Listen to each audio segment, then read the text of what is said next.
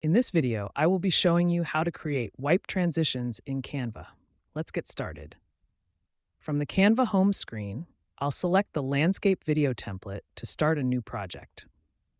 Once the editor opens, I'll head over to the Elements tab on the left sidebar and scroll down to the Videos category.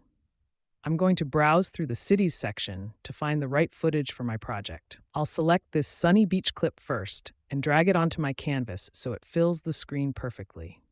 Then, I'll click the plus button on the timeline to add a second page.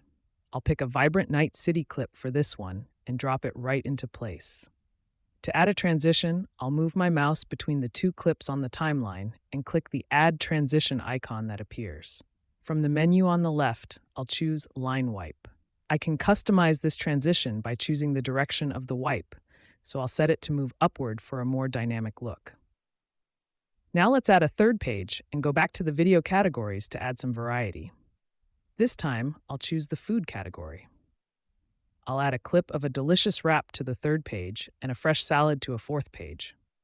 I'll click the transition icon between the city and the food clip and select the circle wipe to see how that looks. For the final transition between the food clips, I'll try out the color wipe. Now that everything is set, I'll move the playhead back to the beginning and hit play to review my work. You can see how the line wipe smoothly transitions between the cityscapes, while the circle wipe adds a creative focal point when we switch to the food scenes. Each wipe style gives the project a unique and professional touch.